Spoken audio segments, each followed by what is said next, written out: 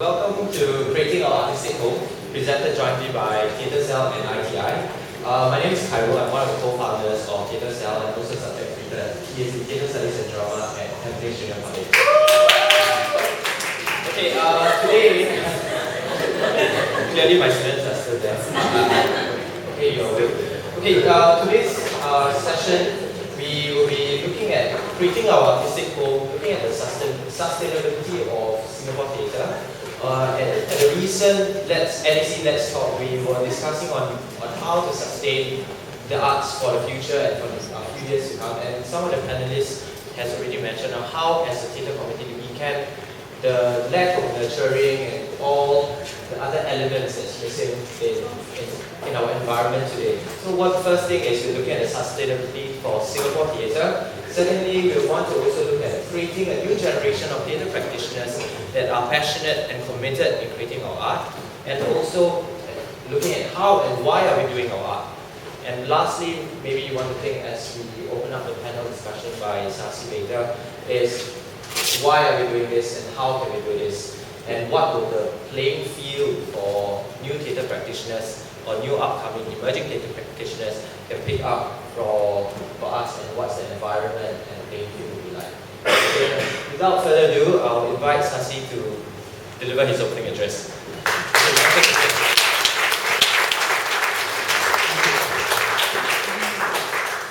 Thank you, Carol. Thank you, Theatre Cell, for putting together this gathering. I couldn't quite think of what to call it, because as I was sitting there watching people coming in, I recognized half and I didn't recognize the other half.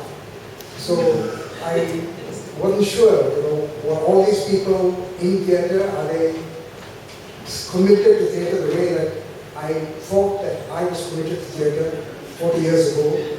Or has theatre changed, or have the people changed, has the scene changed? What's the state of play today?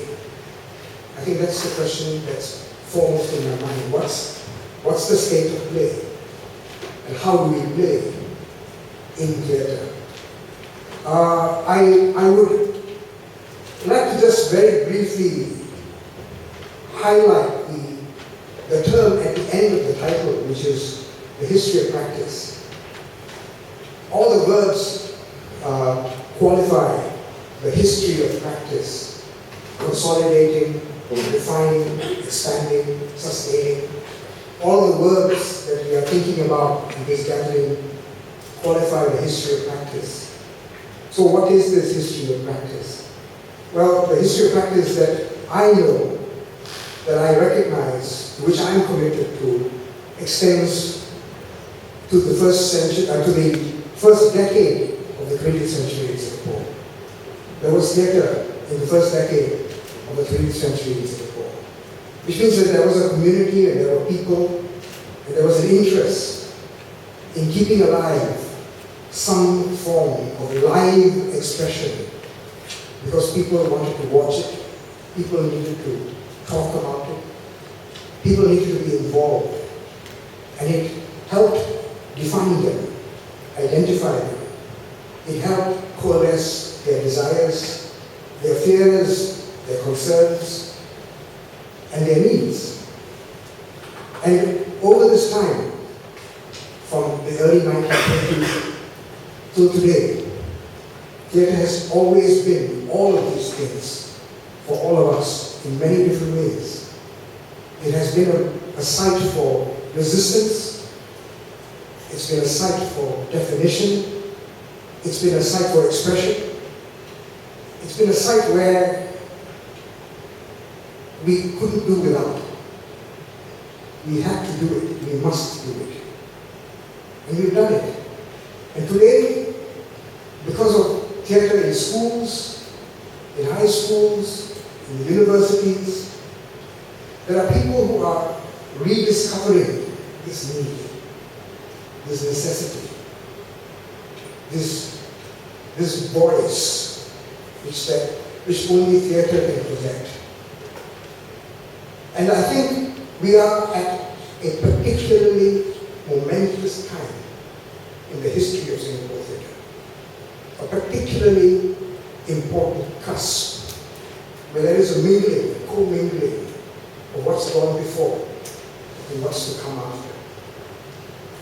And sometimes in these moments when we aren't sure what the future is going to be like, and we are uncertain about the present, we need to cast our minds back to the past and try and recover something of that history. I'm not saying that there's just one narrative, one master historical narrative.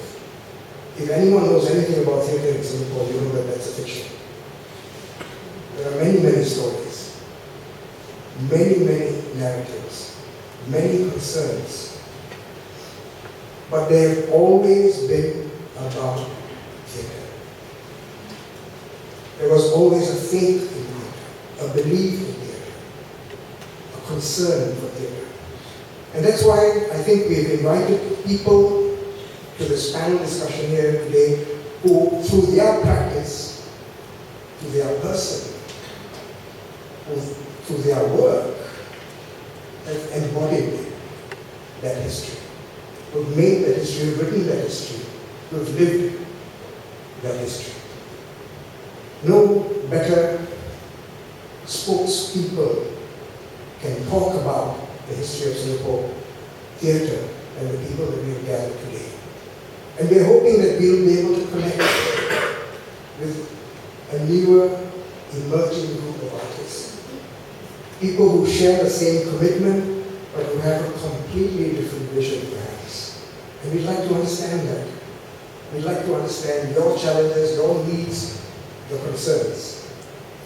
And if we achieve just a tenth of all that I've spoken about today, I think this meeting will be well met. Let me now invite the panelists, if I may. Claire Ward from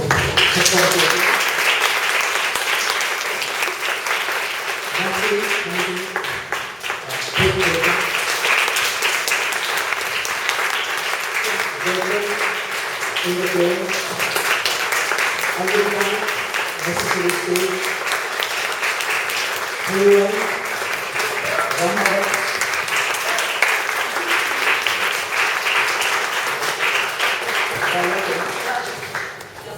Nelson Chai. Yeah, I mean, as they say, none of these people need an introduction. Irfan. I'm sorry. Irfan.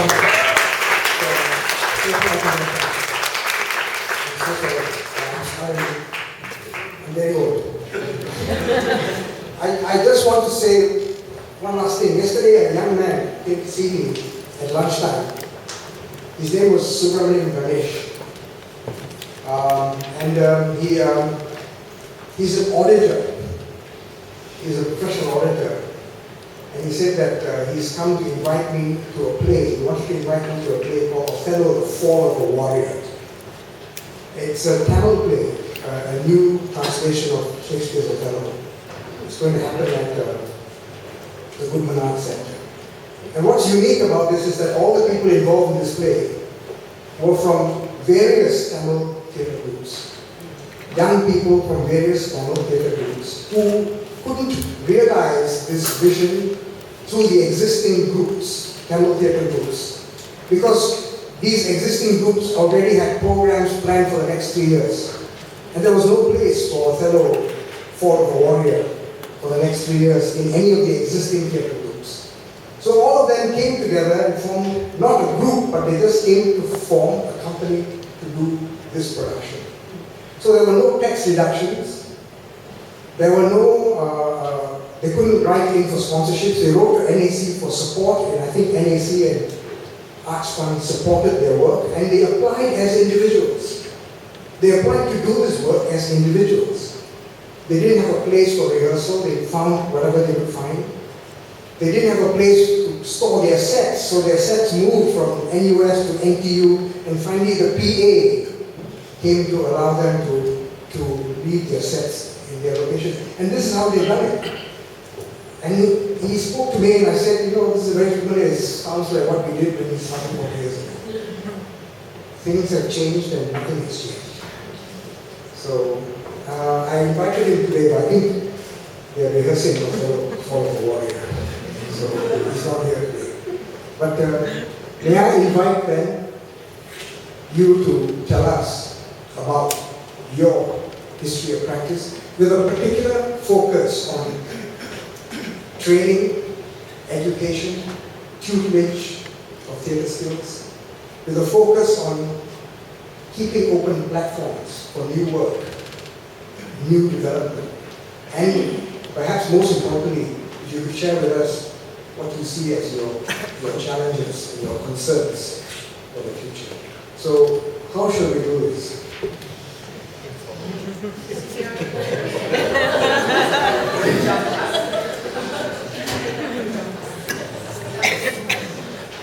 You have 10 minutes, so the longer you wait, the less time you have. Women first. Sorry? Women first. I'm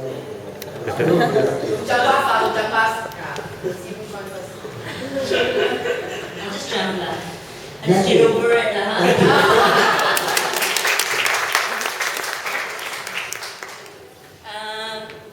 Okay.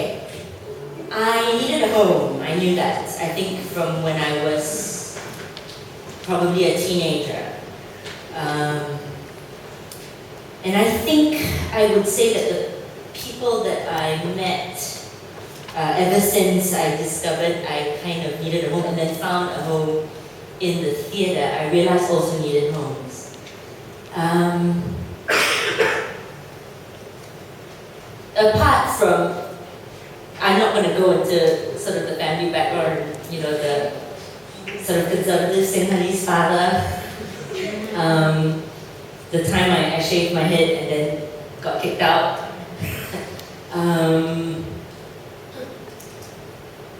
And then also finding myself kind of outside of the house but not really feeling at home, like even on a bus. Just kind of feeling a little bit kind of out of place. So I knew I kind of needed a home. So thankfully, I kind of found the arts. Or at least I found a germ inside of me that it was an art germ. And then you kind of ask yourself, so I need a home, but how do you create a home? I mean, you can't, you need resources to create a home. I was just out there. So I guess what I'm going to focus on a little bit, just drawing on what I know, just my own kind of experiences, is I guess how to find a sense of place and purpose in this thing called the artistic home. Just this giant, scary landscape that's in Singapore, and then it's also this artistic home that goes outside of Singapore. It's just there are these artistic people all over the world, right? Somehow we feel connected, even when we watch a video about them. Like when I watch a video about Meredith Monk, I somehow feel she's my auntie. But, you know.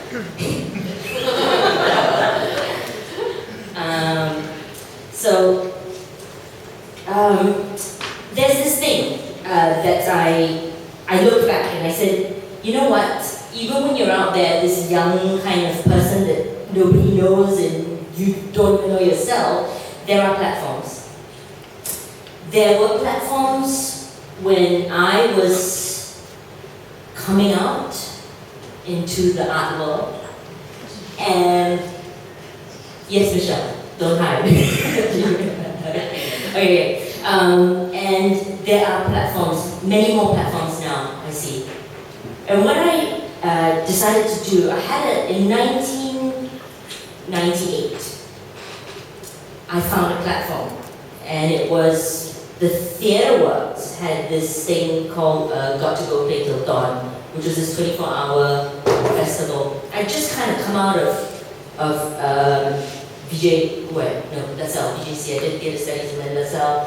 So I kind of I don't even know what I did. Did I apply or I don't know what the process was, but I went to just talk to people. I put in a proposal for something. It must have been something like that. And I got a spot at 2 a.m. right? It was an overnight thing. I was thankful. I fought. I said, please, no 2 a.m., not 4 a.m. I'm not sure if my work can make it. People at 4 a.m., people might be sleepy. So I got my 2 a.m. slot. But what I did with that platform, so there, I got a platform. These were my friends from I knew from school. So what we did was we just decided to work very hard and pour ourselves into this work. And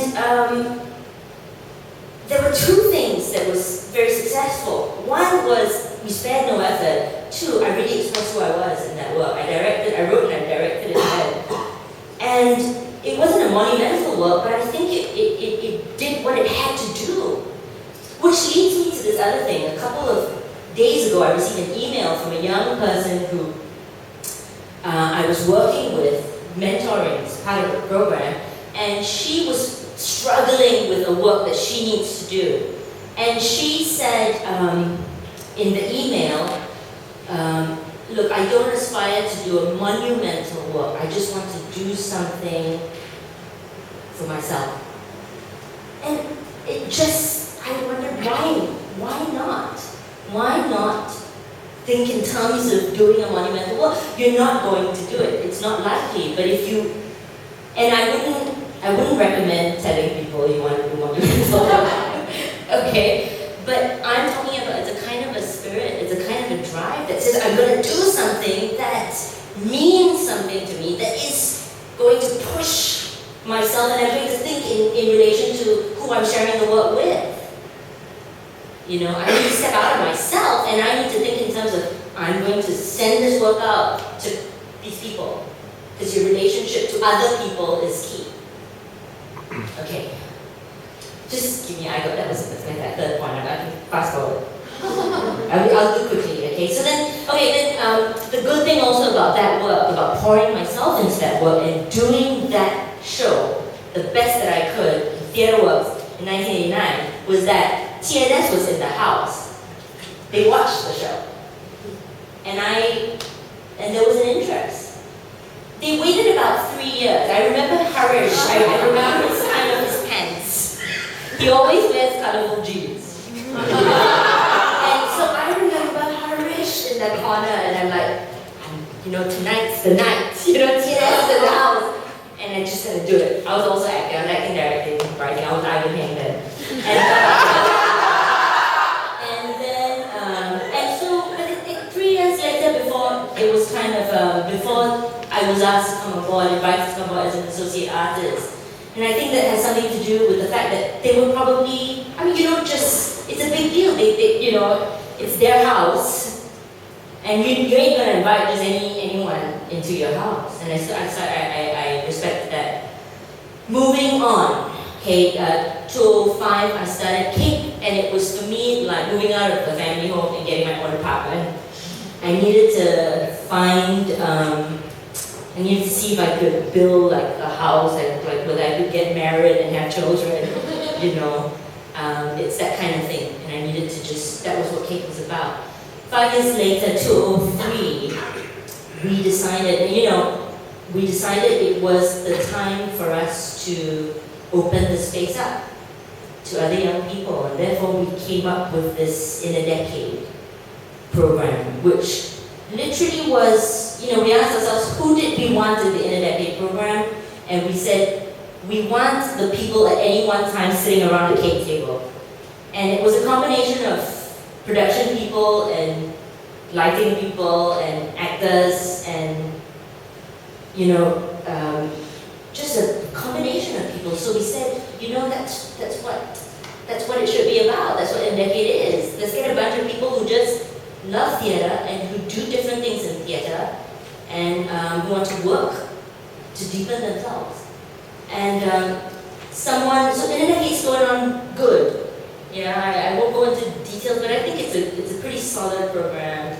And I think it's solid because I think our heart is in the right place. And I won't go into details about that, you just have to believe me. And I think that's very specific, but I think I know I check back to see whether my heart is in the right place in relation to these 10 people who come into the space, and I know it is. Someone yesterday, last thing, someone yesterday asked me, so in a decade ends after a year. And he asked me, so are you going to do it in a decade again? I said, why? No, we're not going to bang out 10 other people every year just because we have this program called In a Decade. In a decade, we'll have the new set of people when we find that it needs to happen. And hopefully what happens with the 10 people is, you find, and you can't work with 1 million people, but maybe with 10 people, after an intense time of being in the house, we find other connections. And if the next 10 or 15 or 11 or 20 people happen in 5 years or 15 years, it'll happen when it needs to happen. And when we can, again, do it with the right heart. Kyok.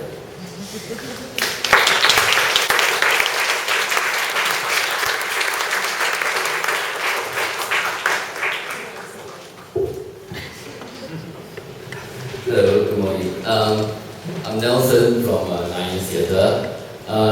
Yes, because we have about 10 minutes, so I'm just going to jump right into one of the topics that popped up during the brief. The National Theatre Company.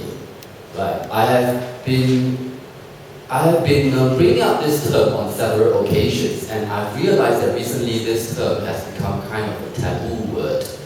And yes, and I do recognize that, for want of a better word, actually, I don't like the term, right? But before I can find something else, I would just like to take the opportunity to sort of elaborate a little bit more. Yes, whenever I said National Theatre Company, people have been commenting, telling me that, it will be an institution, sure, right? Bad things will happen. We will give birth to a group of lazy actors who get regular pay and do nothing, laze around, do productions that are stale, repeatable, and it will just be something dead, wasting taxpayers' money. And NAC's, a large part of NAC's money will be pumped into that, and will be detrimental to all the other theatre companies. All these could happen. They can also not happen. It's really a choice. What I'm saying is that, there are bad examples of so-called National Theatre Company, but what is stopping us from creating something that suits us, that works for us, right? Now, I'm going to go away from the term National Theatre Company. I'm just going to say that the idea itself is a company that has full-time actors, full-time production people, and they do this as a profession full-time. And there are benefits, I think, in this kind of a structure. There's never been one in Singapore, and I think it's about time. I have even established a practitioner coming to tell me that, we should throw this idea out the window. Really, we should, because they think that actors should go and be a waiter, should wait tables if they need to. They should not just be there and then take the country's money and then do productions. It's a luxury. But I said no. Yes. I mean, if you have to wait tables, then you wait.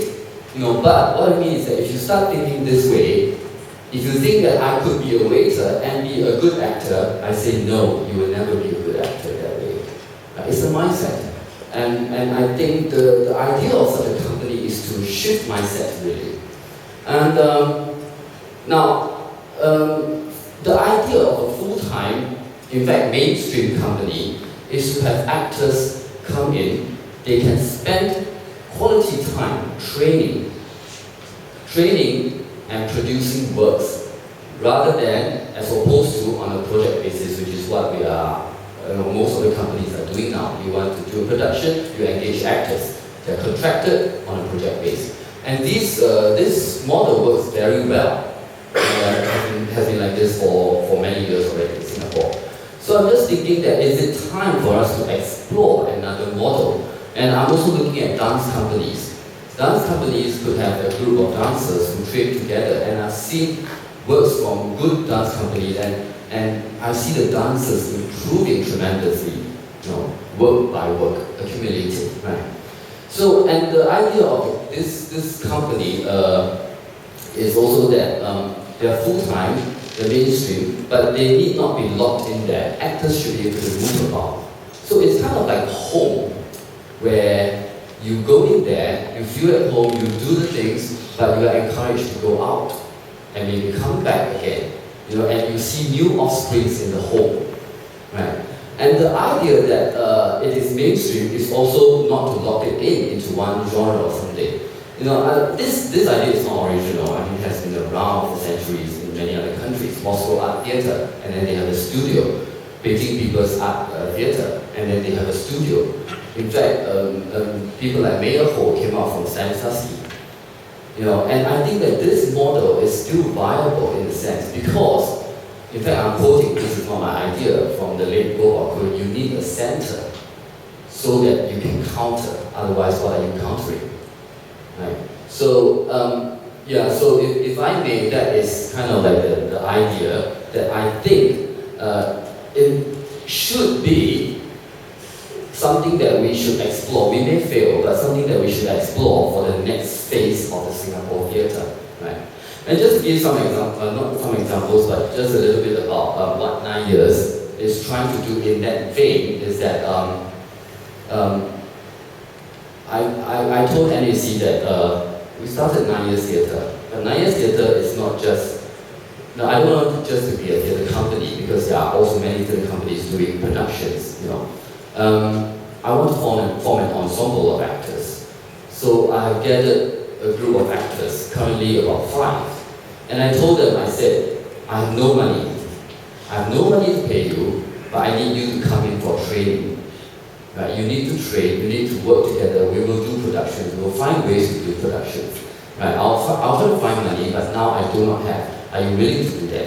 And they say yes. Right? And it's almost like those people coming to do Othello. They said yes. And I think it's a good start from there. And then, so this is what 9 Years is trying to do now, slowly. Starting with that. We do not know. I do not know. It's actually very exciting for me. Because I do not know where it will go. It may fail. Right? People may think that it's bullshit and then, it will not happen. So, but then I feel that if we do not think about it, if we do not go ahead and try it, then where are we going really as Singapore theatre? What are the concrete plans that you want to take our theatre scene onto in the next phase? So, I'll just stop here. Thanks.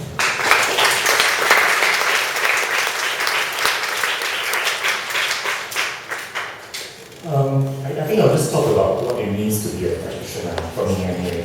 I once told a journalist that if things had not worked out for me, I would probably want to be, and I didn't have a chance to practice, I would probably want to be an usher or even to sell tickets at the theatre for me. Because I think for me, theatre is my religion and theatre space is my church.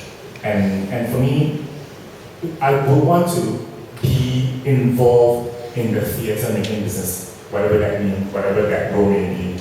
And for me, because my favorite pastime is to go into shopping centres or galleries and just see how to convert that space into a black box. I think that fascination started with me because I think when I was in and sec on when I had my first literature lesson, and my first literature lesson was we spent 30 minutes, this whole period, talking about what is literature. And my literature teacher just basically had us brainstorm and come up with answers, and she put all the answers on the board. And finally, by the end of the lesson, before 5 minutes before the bell rang, she brought everything away and she just wrote, literature equals the mirror of life. And I was so fascinated with that I wanted to stalk her and I was infatuated with her. And so I just wanted to find out exactly if she was a CCA teacher or some CCA, just so that I could follow her. And just so happened she was a drama teacher. So right from the get-go, I said, okay, I have to join drama just to be close to the teacher. And I fell in love with drama because of her. And I think what it was that she opened my eyes to the world of theatre and the possibilities and what it meant. And right from then, I knew that theatre is something sacred, and I knew it was a mission.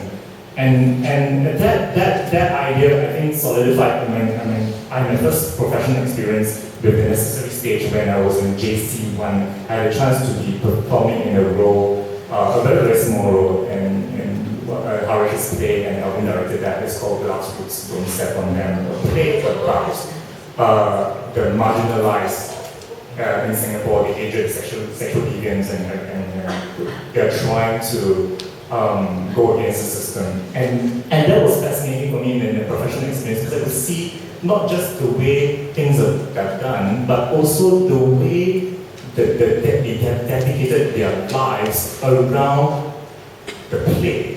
So, and so much so that it went beyond putting bums on seats or putting on a good show. It was about being responsible to the subject matter. Because every night after rehearsal, the whole company together, the stage managers, the producers, the admin person, and the publicists will all talk about the play and how do we make it better. And every night they will have people to watch the play and give them feedback. And Harish will go back and rewrite the script and then come back with new lines, and people keep working at it. And for me, that for me is theatre making. Because there is so much dedication, and it's not just about putting up a good show. Because I could see them having arguments about whether to give up house program for free. And the publicist is saying the house program is integral to the theatre appreciation, and so it should be given out for free. And I would rather have them printed at a lower cost, just so that we don't sell it. So that was a necessary stage for me. And then fast forward a couple of years later when I joined them, I could see how that philosophy and methodology extended to the way that they ran the company. It wasn't just about putting bums on seats, it was about the entire methodology and philosophy of what theatre making is. So it's not just about getting the sponsors, it's also about how do I be an agent of change. And that was fascinating for me, and through necessary stage I got to know about the Singapore theatre scene and know about theatre works in Sen, and I was very lucky that in the NUS Theatre Studies program, I had King Sen and Kapin as my teachers, and King Sen in a 3-hour lecture in the bookshop, he would spend 2 hours talking, non-stop. And it was fascinating for me because you could see his entire thought process, and he would tell us exactly what went through his mind before he put up something. And you could see why he resisted against popular culture and why the old modes of thinking, because he was investigating culture. It wasn't just about putting up a show for entertainment's sake. It was about creating an art and investigating culture and how do we change mindsets. And on the other end of the spectrum, you have gay people who didn't want us to talk for 3 hours and just work. What do you mean by work? Just work, don't talk. And I think a lot of it has left such a deep impression on me that I realized that life as a practitioner goes beyond the shows that we do. It's about it was about finding the right approaches so that we could be agents of change to inspire and be inspired by the community that we serve. And as a result of that, I think it kind of influenced the way that we ran Finger Players, because you find that the Finger Players is not shaped by the personality of one artistic director, it's shaped by a collective of artists. We have 5 full-timers, 5 full-time artists, and we all share the season. And our administrators participate, wanted to be part of the process, actually attended a wine cooler workshop together with the actors. And I feel that is important because we, as a group, we are almost like the people in the church. We're all worshipping a cause. We are all worshipping a common idea, and driven by a common faith. And I think that has helped the Finger Players, the way that we have shaped our season, the way that we have made the decisions that we have made. And it's all about being that and sharing a space not just in terms of physical space, but sharing that collaborative process so that as theatre makers, we could do something meaningful together. And I think I shall end here. Thanks.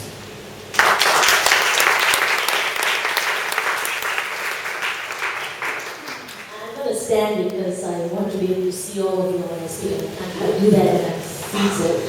I'm Claire Wong, and it's been fantastic listening to all of the different stories. It's wonderful to have this opportunity to see all of you. I think some of us say we should do this very often because very often we don't get to see each other outside of plays and outside of our busy rehearsal schedules. I think for me, what I'd like to do is to share some lessons that I have learned in my journey, because that is what it's about. We're all on a journey. We're all on a personal journey through this thing called theatre, and collectively we are on that journey together. And I think that some of the things that I have learned in my practice have shaped me and continue to shape my practice moving along. And I think it is important that, I hope that it's something that you will find helpful as well as you make your own journey. I started life, and it's wonderful how some of these journeys cross. I mean, I actually acted with Sasi years ago. I started life as an actor. And in the early days, from school days all the way to university, I stood up and I would be learning script and acting as a white person, because we were largely doing plays written by Western writers, and I was acting as a white person. And it's not that long ago. And the first local character that I played was this Ivy Chan Po Chu in the very first production of Beauty World. And it also stark the memory that here I was acting like someone who was just like me. We take it for granted nowadays because, local plays done. But it wasn't so long ago that we had to make that breakthrough of finding our voice, our vocal voice, and our space on stage. The other thing that one other production that I want to share is the play Three Children. Leah Putin's play Three Children. I acted in the first co-production with Christian Jit and Ong Kim Sen. And what was groundbreaking personally for me, and I think for the theatre community at that point, we spent a lot of time, we actually spent a lot of time, months before we started rehearsal, actually learning Chinese opera, martial arts, Tai Chi. And that was our first foray into, for me, a significant foray into finding a physical vocabulary. Once again, I think a lot of young people here take it for granted that it's always been part of our theatre heritage, but it wasn't. It wasn't. And that apart, was very significant for me because it was about drawing not just from the Western theatre heritage and lineage which I claim to be a part of, but also to draw from where I live and Asia. So from there, I went on to do a lot of work with Stienberg and Kingston, with the intercultural work, the early flying circus projects, where we also began to look at Asian performing art forms, from Kudiyatam to Burmese marionette dance to no theatre. And again, I think I just want to provide a little bit of context because we're looking back, consolidating in order to move forward. And I want to say that it's important to remember that this is what we are doing together. We're building this collective heritage, this collective art form that we call theatre. And I think that if I take a step back and I like to say, what is the overarching learning point for me? I think it is about respect for self. Respect for self. We need that as theatre makers. I was part of that journey personally, and I think it paralleled what was happening in the community. Because in the late 80s, early 90s was when we began to see local actors finding their voices. Theatre directors doing a lot of device work, finding their own place, and also local playwrights. So respect for self is important, and I think it's very important that we continue to do this. And I think as Sasi said earlier, we are really at a very exciting point in our history. There are so many more stories to tell, so many of our stories that we need to tell, to add to the canon. Because if we don't tell them, who's going to tell them? And wearing my hat as a producer as well, resources are limited, time is limited. Why tell other people's stories? I would love to be able to do all the Western plays and foreign plays that have struck me and that have shaped me. But sometimes we have to choose. And I'm being a little, I want to throw this out there because I see so many young faces. Claim your space in the canon of theatre, the work, and make a difference. Find the stories, tell your stories. So respect for self. I left for formal training in the late 90s. I went to Columbia University. I did my MFA there, Master's of Fine Arts and Theatre Arts. And that was another important turning point for me. Because of course I had learned a lot and my body was filled with all this Asian training. It was a wonderful opportunity for me then to be dropped into this American postgraduate course. I was very fortunate because it was a program that included Eurocentric and American-centric theatre traditions, but also viewpoints of Suzuki. Anne Bonga was one of my teachers. I had a wonderful voice teacher, Kristen Theatre. And that for me is the second thing that I want to share with you, which is respect for the craft. And again, it is fantastic. Again, we must not take for granted what we have, because it was only in about the late 90s, early noughties, the 2000s, that we also began to see more and more schools being established in Singapore. And the respect for the craft, I think, became much more a part of our identity as theatre. And that is something we have to build on, which we cannot underestimate. There's more to be done, of course.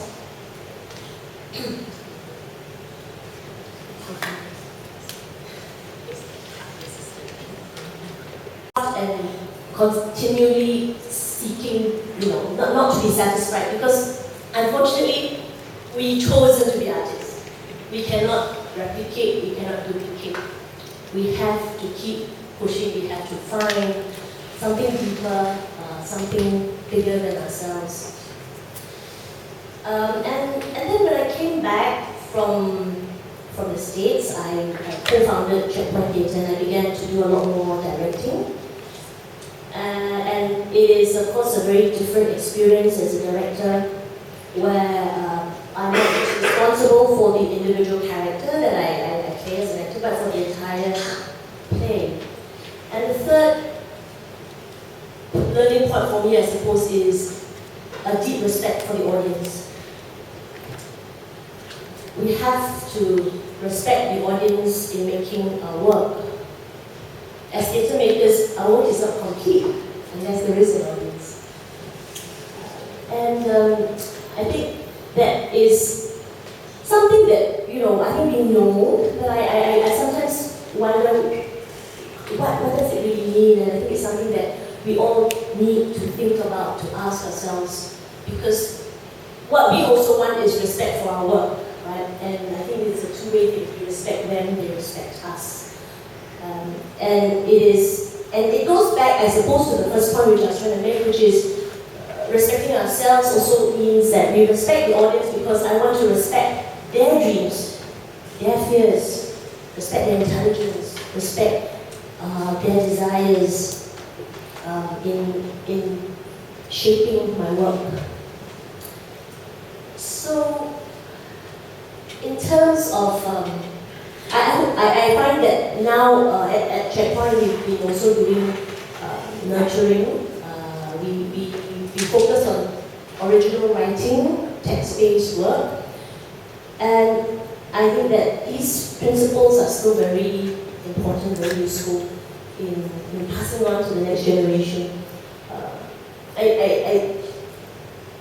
think it is wonderful that in our world there is a consciousness about passing on and nurturing the next generation. Because all of us, are the product of somebody else who has given us that. The question then is, what do we want? I think that looking at where we're at, we have come a long way as a community in our place in society. I think we need to find, a way of making theatre part of the national identity. Where theatre is not a nice to have, it's a must have. I mean, Sasi said it very nicely when, those of us who followed and made this, because we believe in it, it's a religion, it's a faith. But it's interesting, a few nights ago I was at a dinner party and an elderly gentleman, a Singaporean gentleman, I think he was in his late 60s, early 70s, an academic. He said, I think we will only arrive when our schools will put up a plaque and say, this great artist was from our school, Because it is about, how do we identify ourselves as a people? English and their Shakespeare, Where is that? When will the artists become as important as your economists and your scientists and largely economists and businessmen right now in the fight on chefs, right? Chicken rice. In being as important to say, as being as important a marker of identity of who we are as a nation, as a people, as a civilization. It is only when we hold up the artist, the filmmaker, the playwright, the actor, the singer, the poet, as somebody who represents me, who's the voice of who I am, and who has that window into this country's soul. So, and it's very exciting because we can make a difference here, and I would like to see us as we move on to make our home, an icon, not Marina Bay Sands. So that's what I have to say. Thank you.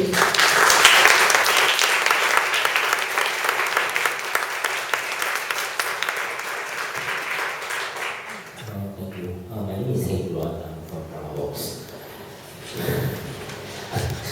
I tell stories, so it's getting more and more difficult. Okay,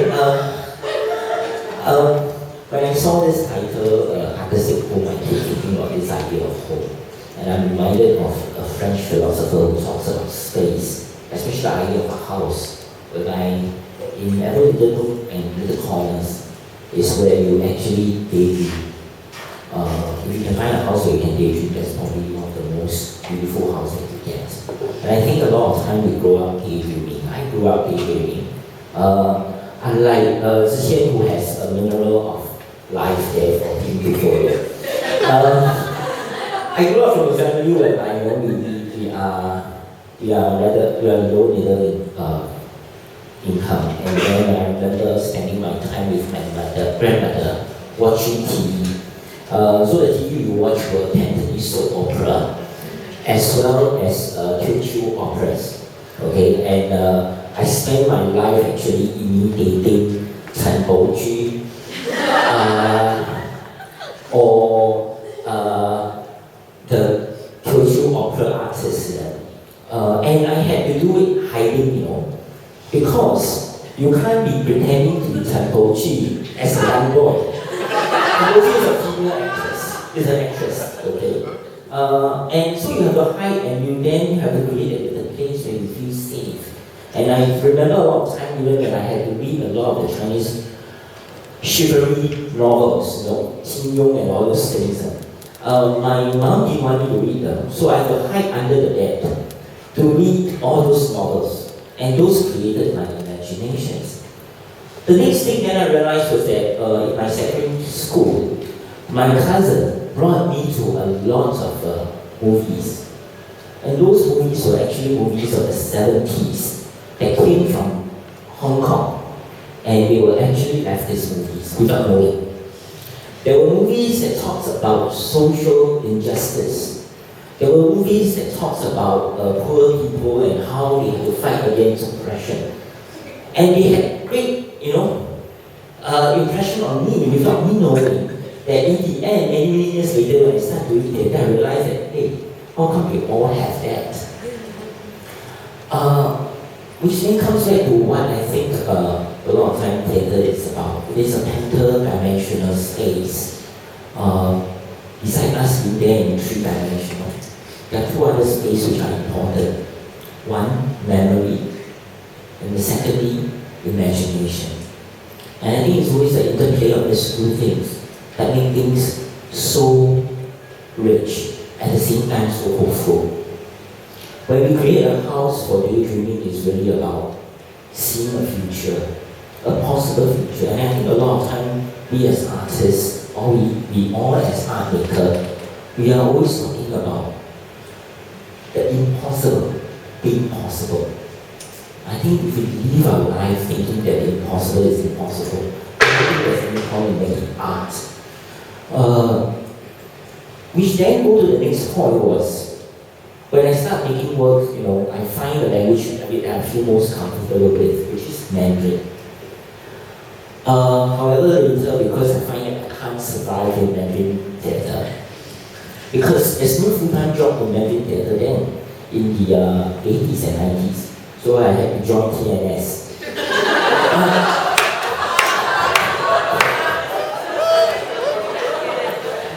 How can I always encourage my teachers in a way, and they taught me a lot of things in terms of how we do theatre. And then after a while, just like Matthew, I decided to build my own house.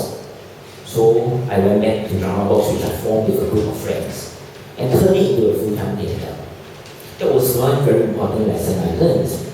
Not that I built a house, but what kind of house do I build for myself?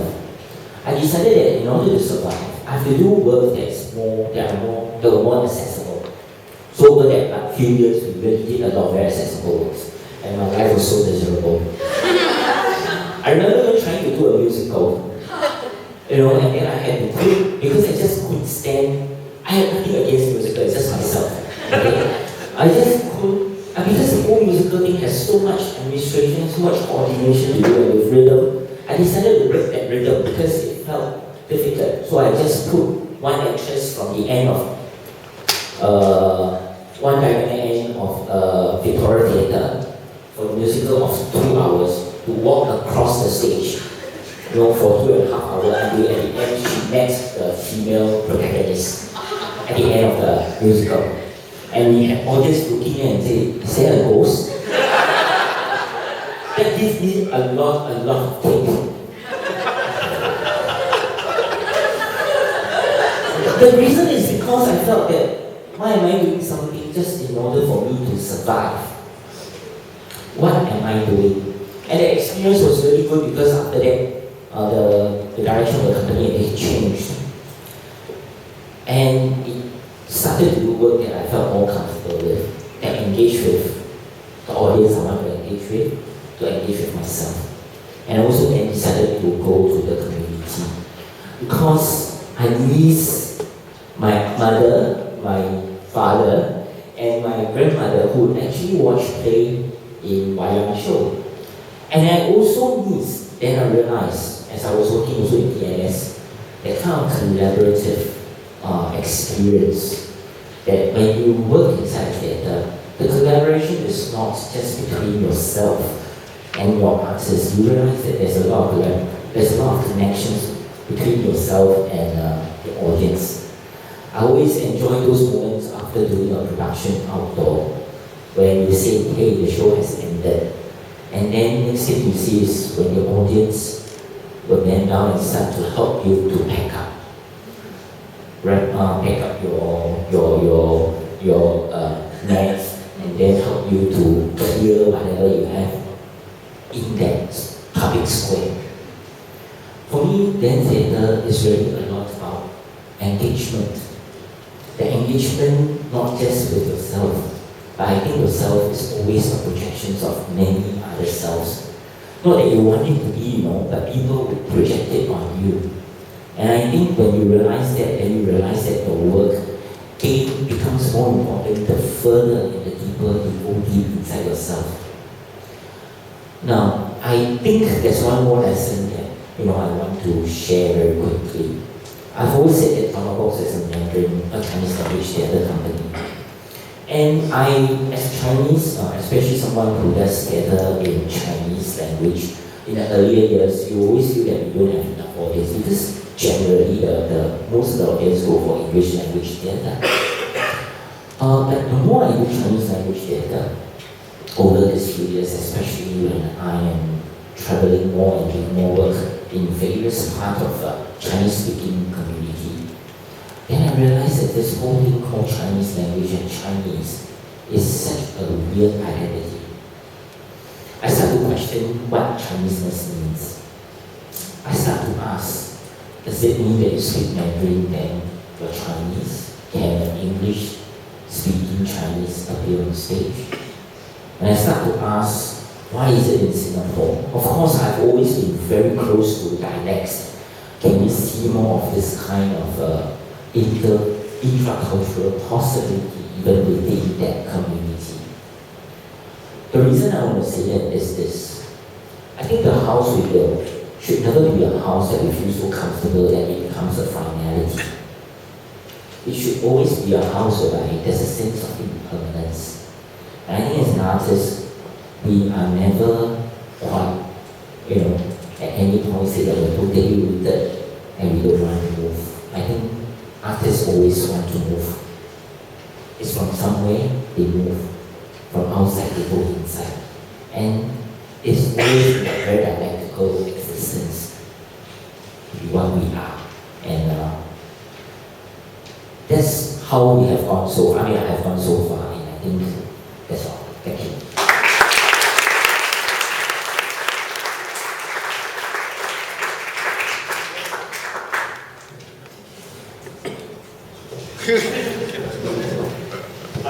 Okay.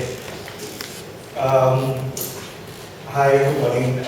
Okay, just want to thank Claire for standing up because I wanted to stand up and share with you all. When I was young, I couldn't stick to one thing. I kept moving around, and my mom used to say, Elvin, why do you do things halfway? You never complete stuff. NCC halfway, STEM club halfway. Choir halfway. Everything halfway. And I think she was very concerned that I was really going to grow up halfway. And I too was concerned because I was thinking why I can't stick to something. And then I got hooked on literature. Yeah, so there was something, but that wasn't enough for my mom because it was just one of the 7 subjects. Right? So it continued on, and then I think the other one was church, and I was an altar boy, and then there was some obsession that I didn't only serve one mass. On Sunday I served like 3-4 masses. I was that pious. Then I joined charismatics, and I spoke in tongues, and I went. And then I realized that I have this thing that if I'm curious, I need to go really far to investigate. Then the religion didn't satisfy me. Then I got in touch with young Christian students. Young Christian students is connected to an international movement of Catholic society, which is very left oriented, and that was when I got introduced to liberation theology, and that was when all the problems started. But it was more involved, I was very, very involved in that. And then I got in touch with sociology in university. I lost my scholarship because my teaching scholarship, because sociology wasn't considered a teaching subject. But I wanted to take it because sociology was going to be the next subject next to literature, and it was true. It was an impact on my life. So I think looking at it, and for YCS there was this method called review of life, which is awareness, reflection, action. And I grew in that student milieu from all the way through secondary school to junior college to NUS.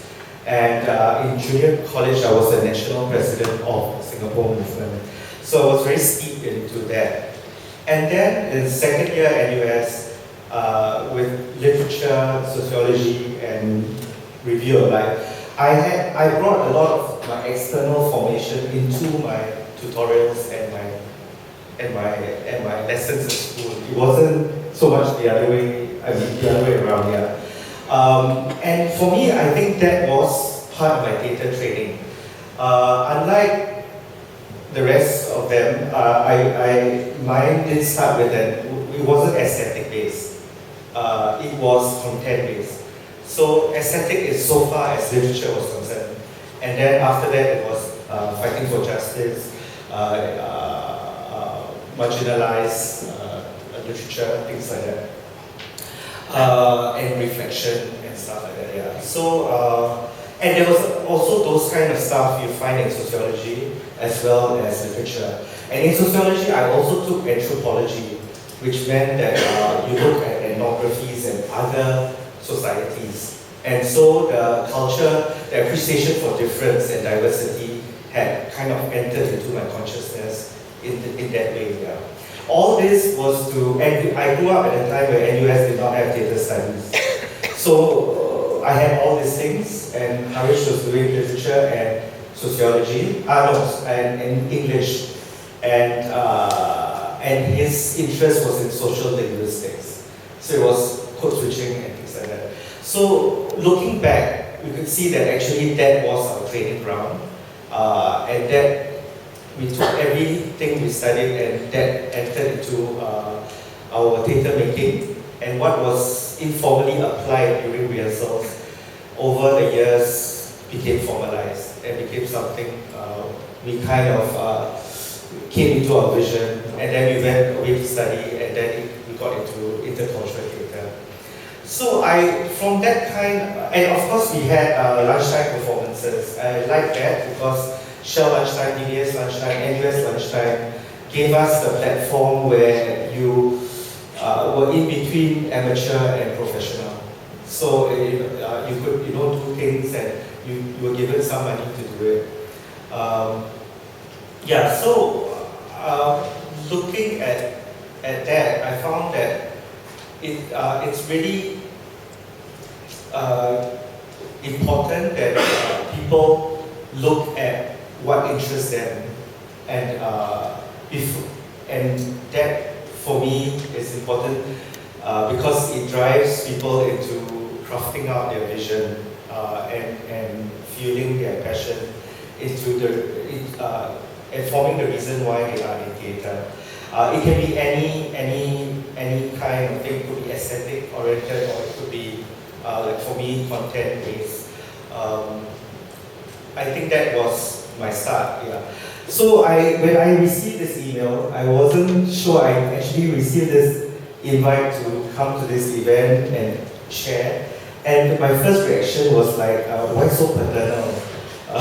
Because I wasn't sure whether the young people wanted, to learn from us. I feel that if they wanted to, they would actually go on their own to do internships or to actually approach groups, because there are a lot of opportunities for me, more than when we started. A lot of opportunities out there for young people to attach themselves to. Also, a lot of platforms, a lot of bursaries and scholarships are being offered by NAC because of the anxiety of sustainability. Yeah, so I feel that then it should be more the young people approach, because I feel that young people face a different world. I'm not sure how they see it, what their perspectives are. So when Sasi was saying that this is a platform, this event is to hear from young people as well, I agree with that very much. Because I think, just take one example, okay, when I was young, I was trying out acting. Then I realized I couldn't act, I couldn't act. Because I was in a Caucasian Chalk Circle, a German director at theatre practice, and the German director said, why do I get a feeling that each time you rehearse, you want to get off stage? So I said, okay, thank you for that feedback. But I felt a responsibility too, because I was directing, I wanted to know a glimpse of the actor's process. And Hawkins' period, correct me if I'm wrong, he was really strict based on principle, integrity. So I think if you can't make like 70 or 90% of the rehearsals, don't bother auditioning. There was that kind of thing which made things stick, because everybody that went on the production, you knew there wasn't any scheduling problems. Can you do that today? You can't, right? And people are saying, okay, it's my rice bowl and I have to do 2-3 projects at one go. So the times have changed. So the method and the way we go about it has also changed. And that also affects the composition of the art. That also will change. Things are more fragmented, giving in to more individuals' needs. And so, in that sense, responding to that, we have also changed that, and what we have now is our data for youth and community and external projects, and that's where we get the opportunity to work with new actors. The ones that work with us in the main season are those that are already used to our process of 3 phases and things like that. Because for some actors, it's like 3 phases is so protracted, and in the many months I can do many productions. So we need to kind of process and screen the working synergy. And in external projects which are short, small productions, shows that go to school and all that, we are able to actually negotiate. In a nation that is becoming more product-oriented, so the main season is too much of a risk to get someone totally new and then to only find out that there's no synergy and then it affects the process of the main season production. So as I see the company also changing and responding to factors in our ecology, I believe that the young people would also be looking at the environment and facing their own challenges. And I don't feel fit to mentor them. I need to hear what challenges they face first before I can share with them at best what I would have done in that situation. It feels like another culture altogether, and for me, I just want to respect that. Yeah, so I'll end here. Thank you.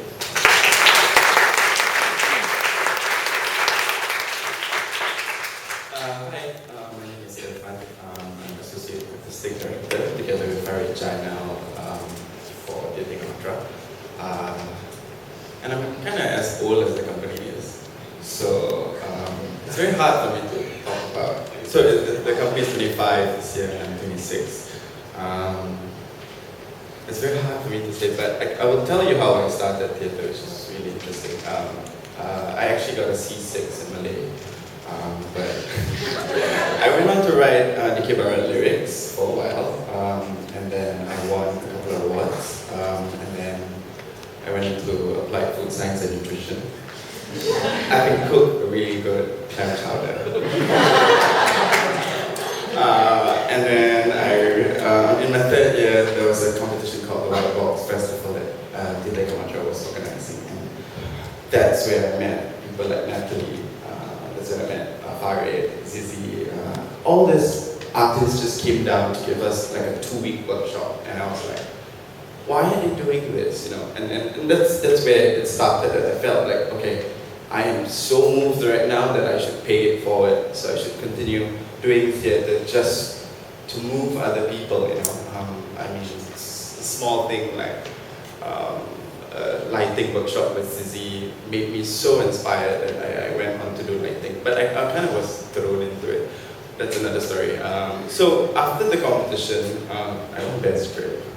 And then after the competition, I worked with the Kamatra. I went back down. I took pictures for them. I did videography for them. And I went to other theatre companies as well. I did crew for a campaign to convert JBJ. That was quite a long run, so I would like memorize the lines and the crew behind it. We would just say the lines as the actors are saying it. And it was really fun because you are part and you see all these other theatre companies and how they work. And then I did another show with Faith Works, and then I went on to National Service and I did M1 Fringe 2009. I had proposed Hantaran then, but they wanted me to write a new play in English. And that was really where I kind of, like Harry said something very, very interesting. I told him, okay, after NS, I think I'm going to NUS Theatre Studies. And he said, nah, that's boring, you know. Like you should be from a different expertise. That's what he said to me. I know, I believe you. Like, you know, it's more interesting for a doctor to write a play or a gardener to write a play. So I didn't listen and I applied, but luckily I did, so here I am. And in those years, I did really like random things. I learned lighting, I learned sound, all self-taught. Like the Kamatra just said, okay, your friend, you're doing lights for the show, and I literally don't know what to do with them. And that's how I learned things from the bottom up. Like you see the problems firsthand, and you kind of make your own way about things. It was really interesting. And then I did open studio with Dr. Lun, Fuquin, and England. That was quite fun. I met artists. I think basically my message is meet people, talk to people. Don't be, limited by a single theatre company, for example. Like I would go out and watch shows, and I would watch shows and rate shows by how good they are, by how much I cry. Like I cried so much during Poop. I was like, oh my god, this is a good show. And then I cried so much during Nothing. Like go out and watch shows. I think that's one important thing as well. I mean, these people have been here for quite some time. They have very important things to say. They say in a very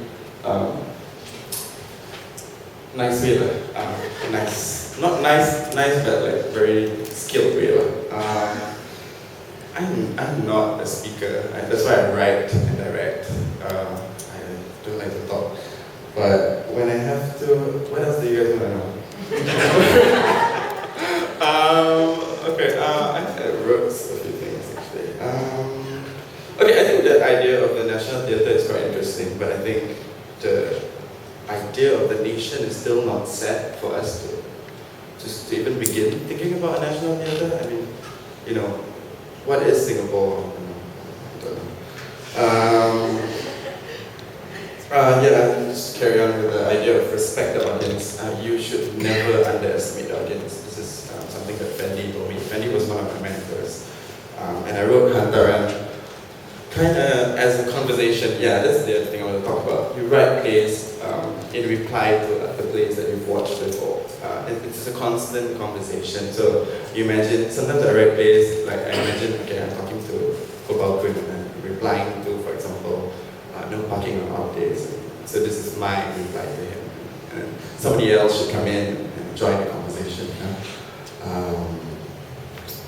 And then Fendi always asks this, that when you write a play, why theatre and why not another genre?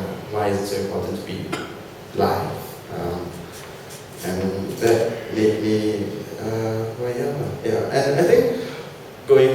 to the idea of a home, I think every one of us wants to open a restaurant. Deep down, a restaurant, a cafe. I know you all do want to do that. So it's the idea of passing it forward, I think, again. And yeah, I think that's all I have to say. So pass it forward, be inspired and pass it forward. Yeah.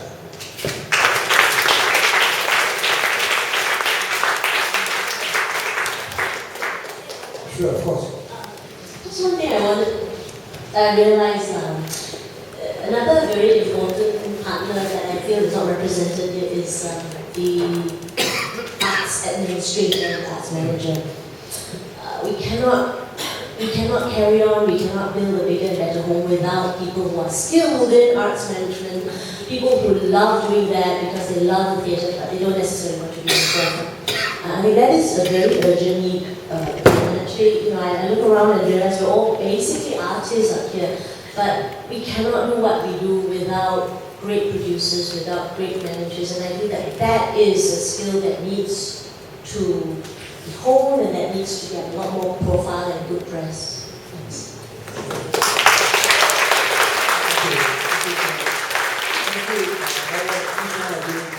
For those amazing stories that actually ranged from the personal to the idiosyncratic, to the indulgent, to the national, to the ethical, to the promiscuous, to the sacred, to respect, to craft, to audience, and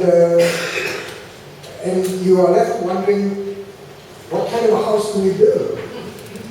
What kind of a house should theatre be? And in a country like Singapore, where housing is a national paranoia, and one of the greatest causes of anxiety, which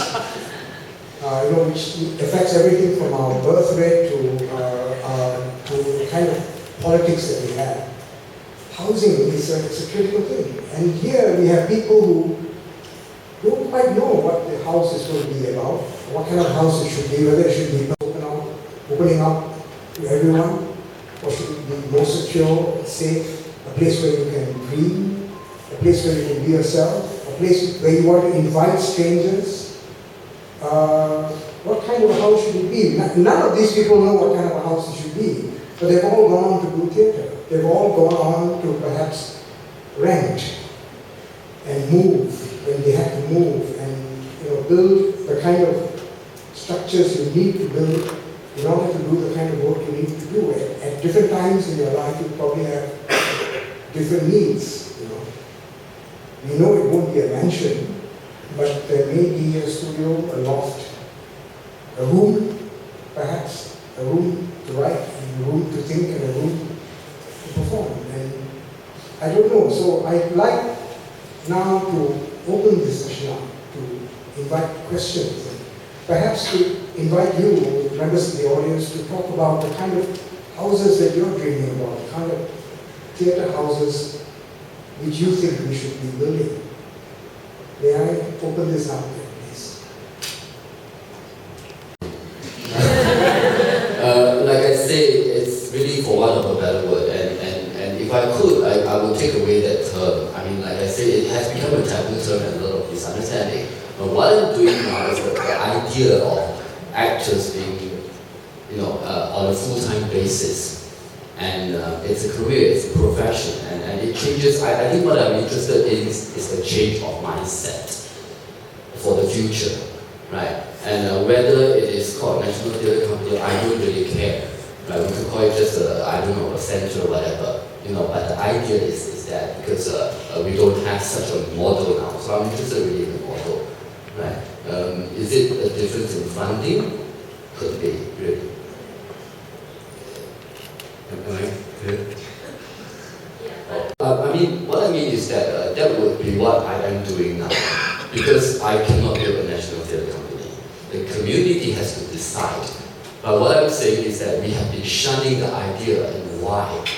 So, I just feel that I have to put it out there and then people can discuss it. Otherwise, for the next 20 years, we will just be shunning things that we think is bad. It may not be, I have to say. Yeah. I don't view theatre as not being profitable, but parents' worries are always that you can't make money from theatre, you can't do it as a living. If you choose between law and theatre, then it's something of a choice which is hard to make. So what are your views on that? I would just like to know. I can answer that. Either A, you don't do it, or you do it and bear with it. I mean, I'm now 47. I have 2 kids. My father is still telling me every Chinese New Year after I give him an ang pao, and he will say, "When will you stop playing?"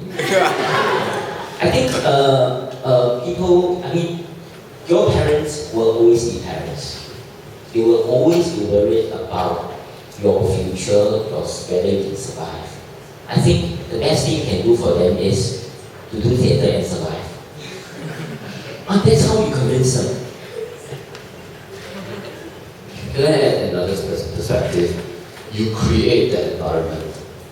You create it. You don't wait for it to happen. Right? So you create a space where you could survive being a theatre artist.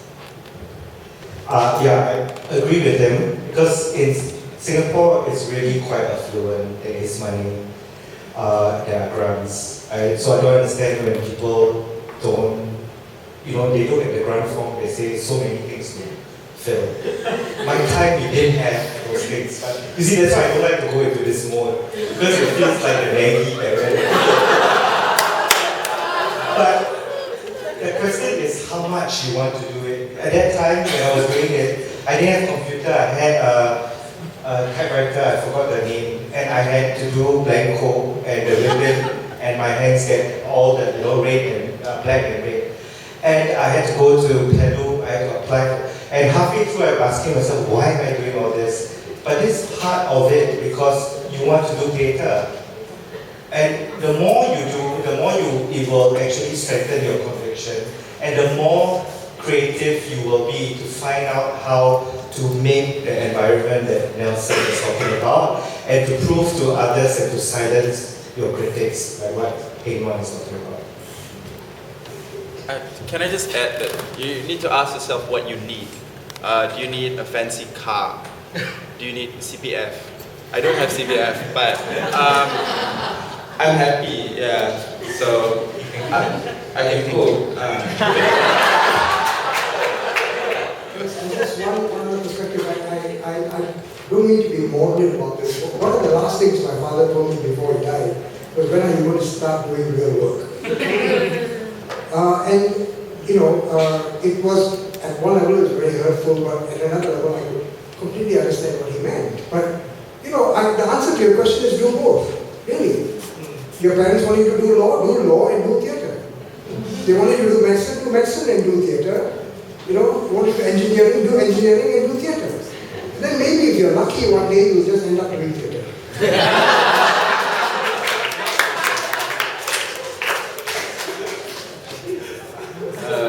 Hello, my name is Sander Burkichan.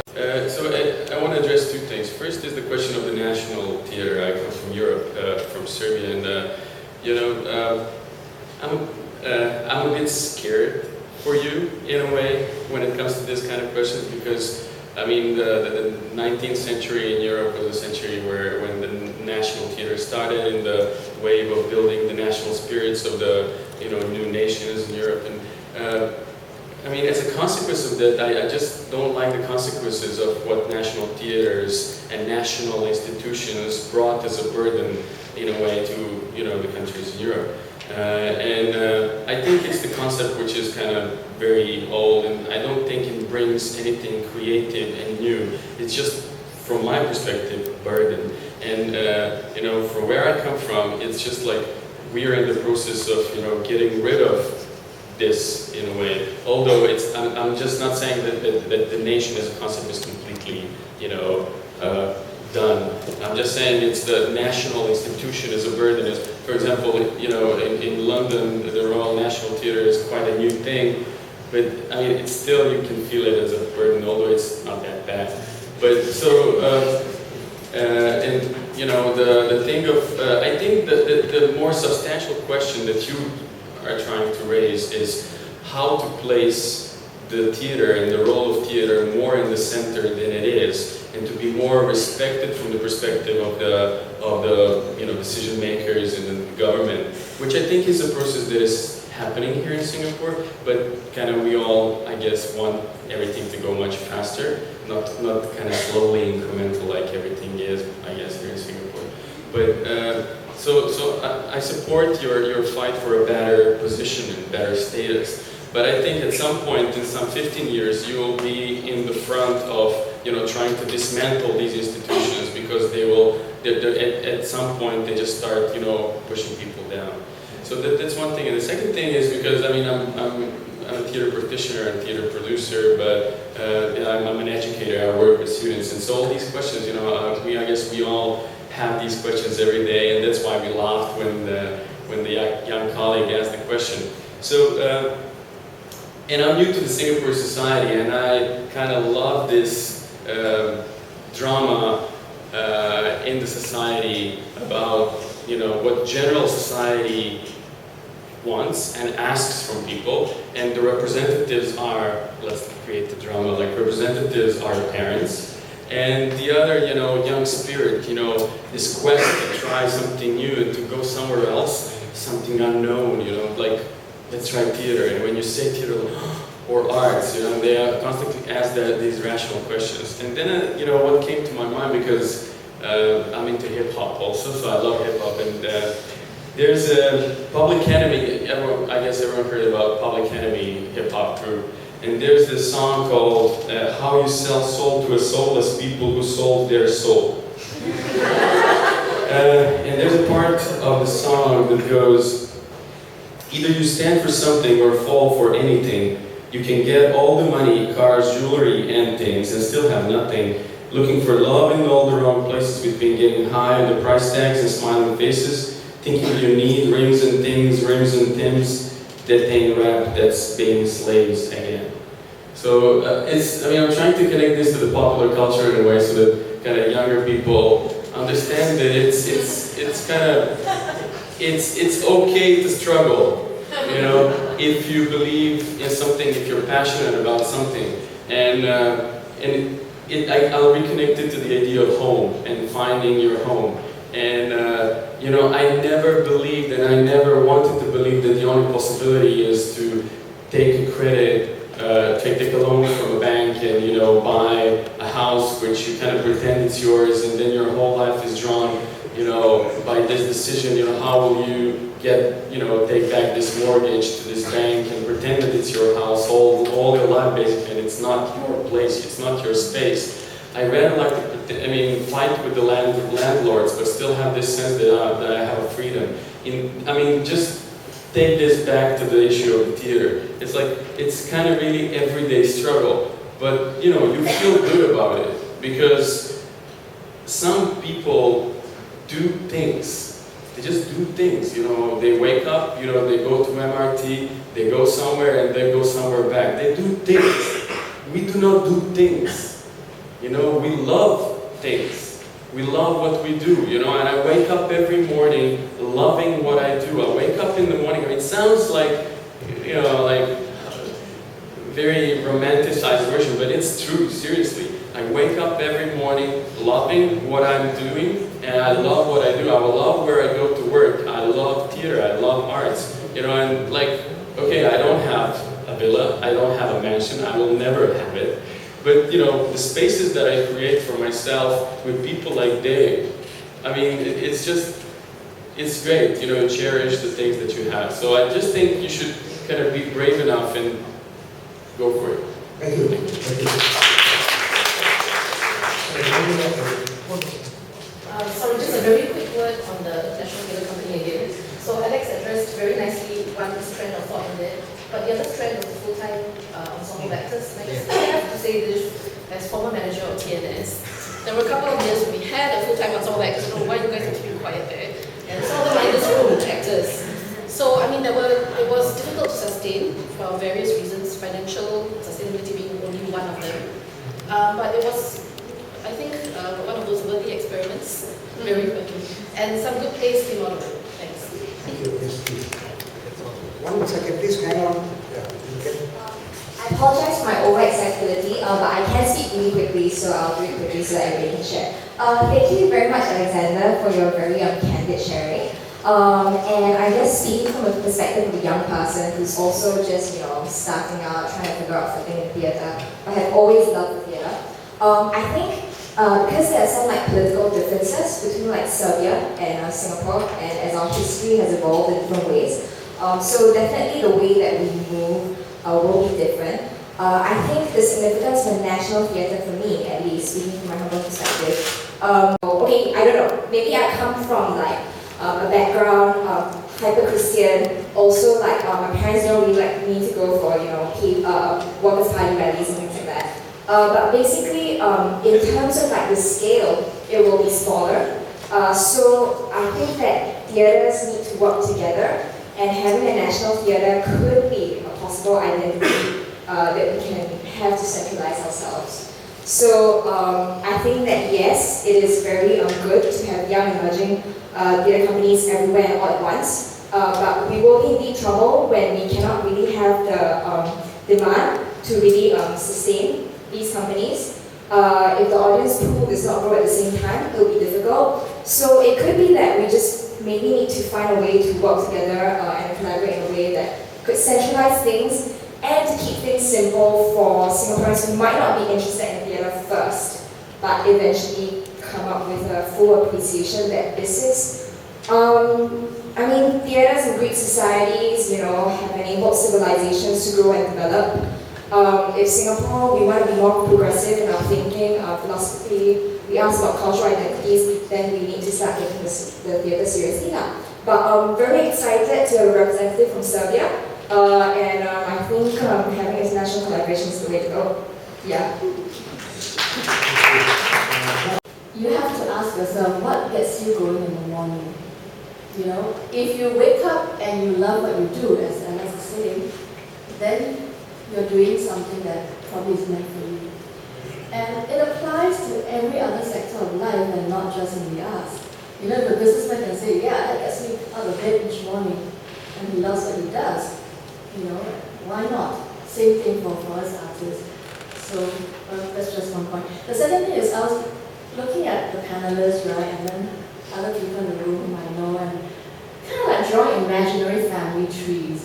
Because if you talk about creating artistic home, you think about the families of people that inhabit it. And I can sort of start chasing some artistic trees. TNS is obviously one that's quite strongly represented there. And then the strand that goes back to practice and Kalkun and all that. And I'm thinking, we have this actually incredible, right now it's a short history, but it's an incredible history of practice, of theatre heritage, which is our own. And if I'm a young person, it's like, yeah, that's great, I want to learn all of that. And we have amazing opportunities to learn all of that from people who are right in the room. So that is something I think sometimes we don't appreciate enough as Singaporeans, and we always compare ourselves with elsewhere and think, okay, that's something that we must be like. But we have to look inwards first of all, and a forum like this is important. The other thing is that how do you create the sort of spirit of wanting to do things or wanting to create things, or creating a space for practice to happen. And that's something that is all of our responsibilities as well, and also the arts manager's responsibility to some extent. Creating platforms, forums like this, right? Creating those kinds of channels or forms or structures where dialogue can happen, where shows can be made, where audiences will come and see the shows and talk about those shows. And equally, we need to be imaginative as arts managers, to think of the new ways that we can, what new ways there are to build those things up, so that we have future practitioners, we have future audiences. And so the practice can continue, so we can sustain. And I think those are conversations that we don't always have in Singapore because we're always thinking about outcomes, right? We're always thinking about, we're always thinking about technical question. Problem here, so we fix it that way. But I think we need to look at how do you create forms and structures so that values can circulate. The intangible things, the passions that keep everybody going here in this room, that can be maintained and continued. Thank you. Thank you. I have a job and I'm happy, and I feel that this is part of me, is my identity. I am my parents' son. I'm a Singaporean, and this is part of what makes me so Singaporean, right? And I think that a lot of other people out there like me, and I think it's a very special energy that you get from people who are so are not full-time practitioners, and I think it's part of the reason why we want to set up our own company. And so yeah, the question is, where do you think there's a place for us? I personally feel very proud to be an amateur, but there's a certain stigma in Singapore, I think. I don't think so, but I'll let the panel handle it. Let me tell you something from the history of Chinese language theatre. I think in the 80s and 30s, there were a lot of professional theatre in Chinese language theatre, especially in China and in some parts of the Southeast Asia. What happened here was that most of this theatre, what they were trying just to survive. And so the kind of theatre they made were actually money making. They want to keep on touring and being able to survive. That in that way, the artistic value suffers. So what happened was that then in China, some groups started to call themselves amateur theatre. In response to how things have happened, so they said when they call themselves amateur theatre, they were trying to tell them that I'm not here to make money, I'm here to make art. I think if you think that there is a need for that, I mean the thing here, make it important for you to do it, and I think then its existence would be, would be essential. I think the process is here. So you can see that history tells us that such terms are always really about a response to the time, rather than a kind of definition that is cast in stone. Yeah.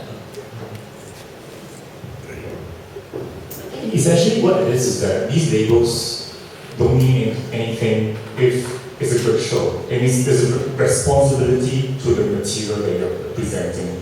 And I've seen very good shows by amateur companies and very bad shows by professional companies. So I think at the end of the day, I think what it is that, let me share a bit about what the Finger Players.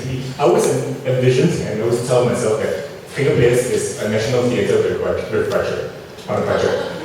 Because we have five full-time actors, 4 full-time actors, and these actors, we pay them monthly salaries, CPF, insurance, everything. But I think what it is that even as theatre practitioner, sometimes we have to do things that we don't like to do. Like there was one huge debate. I remember one year we talked about whether we should take on a job by commissioned by McDonald's, and the artists didn't want to do it. It's a McDonald's show. And we started debating and everything. Like, do we really have to do this? I signed on to be an artist, not to do a McDonald's show.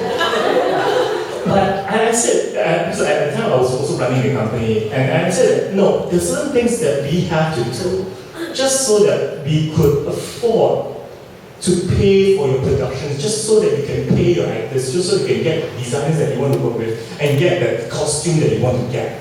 And even as practitioners, even as a full-time playwright, I spend 20% of my time writing, but 80% of the time I attend meetings, doing budgets, doing McDonald's shows, just so that I could make that 20% real for me, just so I could afford the 20% of the time where I could be a full-time playwright. So I think what it is that it's not about being professional, i.e. meaning you are paid to do this, but it's a state of mind.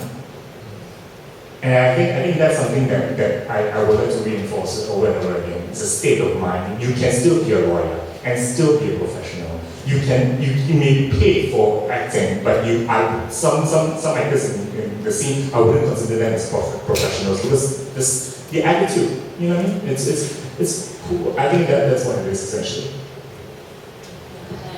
I think that Zip just put it very well. We're all ultimately entrepreneurial. That's a very good word to use in Singapore, right? And I always say that, with every project, we are an entrepreneur. We start from scratch. I just want to jump quickly to this thing about the National Theatre Company, right? I think it's important, the distinction, what Nelson has described as wanting to be able to have enough of money to pay full-time actors, writers, designers, who can refine and hone the craft. I think I do share the concern, is that the correct label? Because I think a national company means what? One standard, one somebody who decides, who imposes certain, mission statements, whatever. Is it represent all of us? And those, of course, are the issues. And I think that how we have built up our theatre scene is that we're like the Wild West, We did start off as sort of an open space, and it is through the hard work and time that we've all built up these different settlements. And I think what is wonderful that I appreciate about our community is that we all have very different and distinct practices. What I like to throw into the mix instead is perhaps not a national theatre company per se. I think the kind of structure that you described, I think all of us would love, and that you have been able to build up. We all want to be able to have money and resources to pay full-time artists and administrators and managers. What I'm thinking of is something more like maybe like A-Star Research, right? There is this entity that invests money in research, in methodologies, not outcomes, because we know it's hard, some things may hit or miss, right? So perhaps a center where there is the resources that we could go together to investigate processes and methodologies that is not about the product and outcome. I think that is the thing that we feel is not really, we don't have the support for, we don't have the resources for. We are so product oriented because we have to pay the bills, blah, blah, blah. And I think that is a dream for me, certainly, because I wish I didn't have to spend 80% of my time, looking at Excel sheets. So I think that is something that I would like to see, that we have a center of some sort where maybe we take turns going in, and to the lady like that, actually we don't fight, we do collaborate a lot, and we continue to collaborate. So I also, this idea of mansion Elizabeth is very overbearing to me. But if it's an open space, I think that you have in mind. I think that is what most of us would love to have, an idea of a place of research to be quiet, to not just think about products and outcomes. Sorry, just a last clarification, because I hate to be impolite, and I don't like to. We need to fight, we need to disagree, we need to constantly be rubbing against each other, we need to be doing different things. I think one of the things that the history of theatre shows is that we need diversity. Biology needs diversity, culture needs diversity, we need difference. And I think, I don't know, this idea about this National Theatre Company, I get the feeling that we're not talking about some kind of hegemonic state-run structure. But then again, in Singapore, everything eventually becomes a hegemonic state-run structure, right? So this is the logic of development in Singapore. You can't get away from that. Let's be candid. We are in Singapore. If you want to start a bus company, it will become a hegemonic state-run bus company. Otherwise, it doesn't work.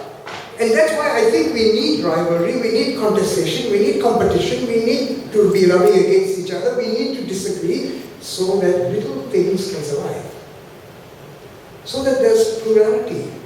And what these people represent here, despite their commitment to theatre, is plurality. They're all different. That's why they're all in different companies. And they're doing different things. Otherwise, they'll all be part of one national theatre company. Right?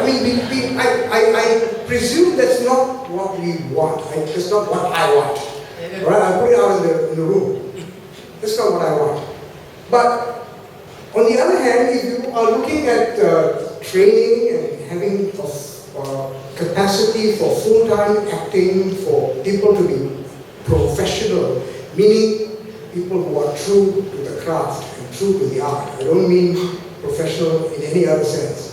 I think you could be working as a prostitute and you can be a fantastic actress And that's fine by me. I don't care what you do, as long as you're good on stage, as long as you write well, as long as you design well, that's fine. But I think that we've done this before.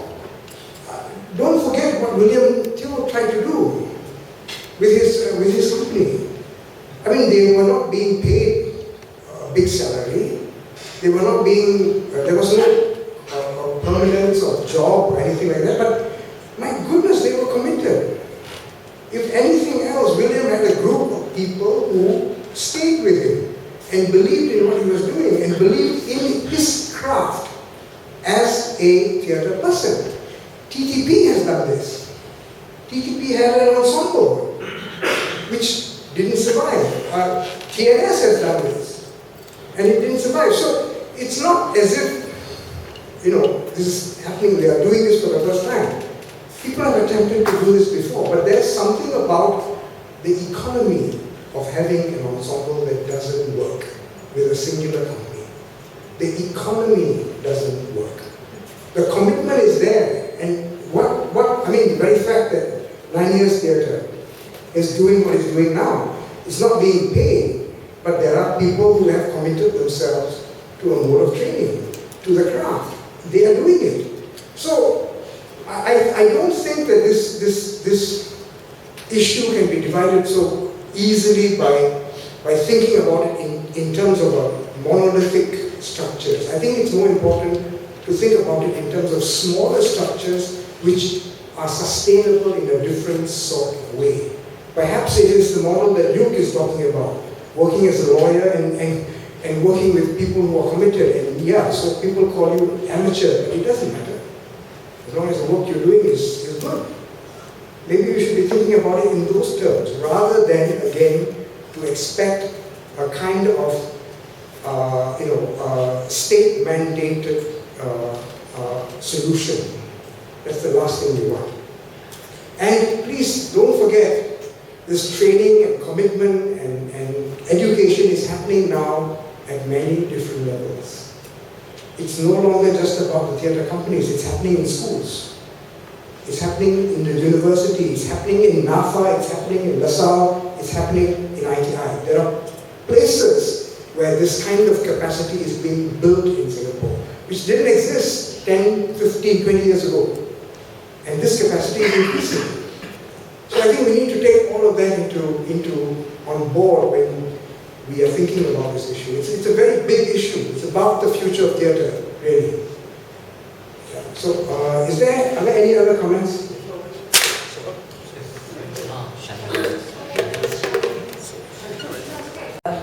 A landscape that's being mapped as you speak, and interested in the topography of theatre, not just in Singapore, but I've been in Singapore for 12 years now, and I see this topography change. I've seen the landscape change quite a bit.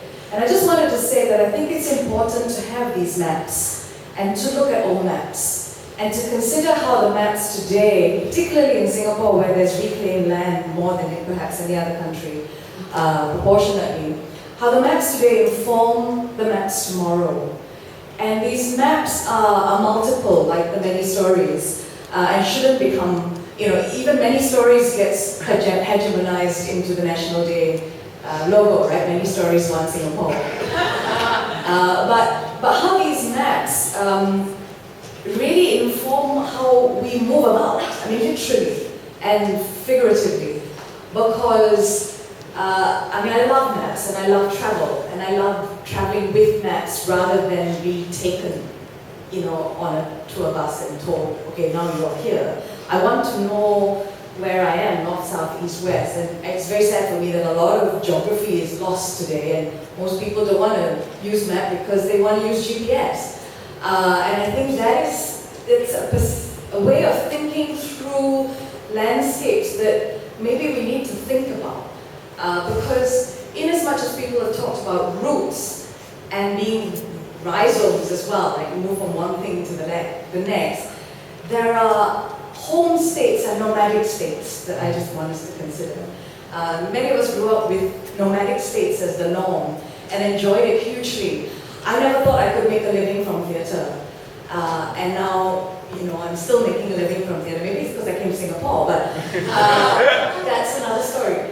But I just think that for me, the nomadic state has been a very useful one because I love home. I mean, I do love the space of home, but I think for home to become hegemonic is a danger too. And that's what, some people have been saying. And so for me, this question of then where we put our home on the map, and the map is changing, the home is changing, that sense of flux and that sense of openness to possibility emerges in this discussion, for which I'm grateful, and I just wanted to bring that to the floor.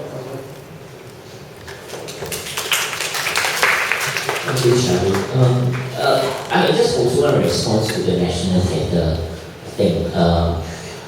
I also have a problem with the word national. But I've always been thinking that a lot of our discussion with NAC, as a theatre company, we always face this question: what will happen to you 5 years later?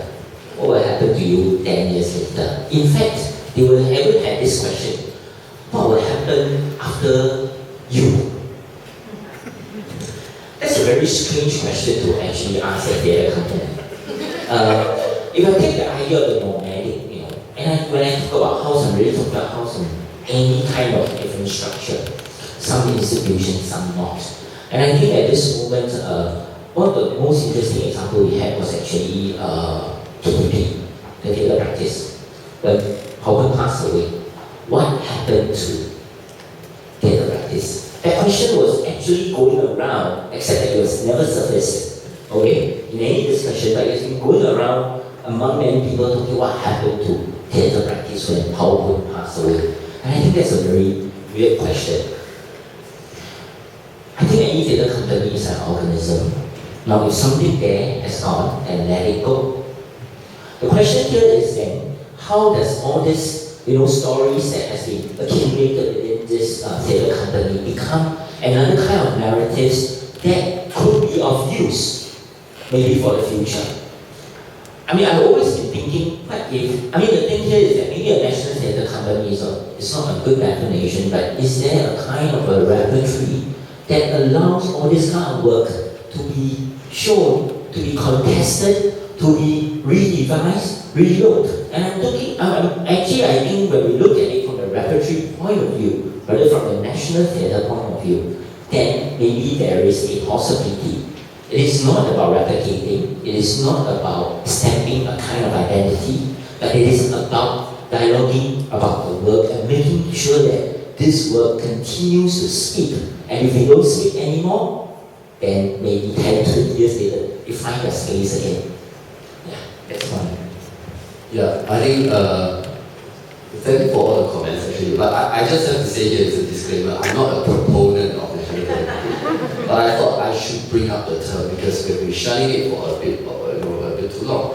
And I think we should discuss the word national in order to get rid of it, right? And what is diversity without center?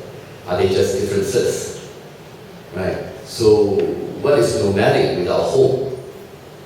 Right? So it's relative, it's always a counterpoint. And I just feel that, we come from an era where there is no LaSalle and Alpha. So then we think about the value of such institutions. Do we still need them? They have their problems, but they also have their value. But we need to have experienced it. Like Alex, I envy you. Singapore is different, right? The protagonist in Peter Shaffer's Aquas rides a horse in the middle of the night naked.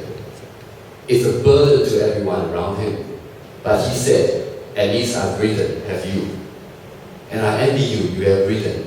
Now you can put on your clothes and get rid of the horse. Yeah, and I'm saying that we don't even have a horse to begin with. So, thank you.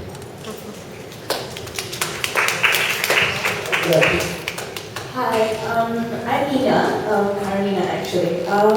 I'm just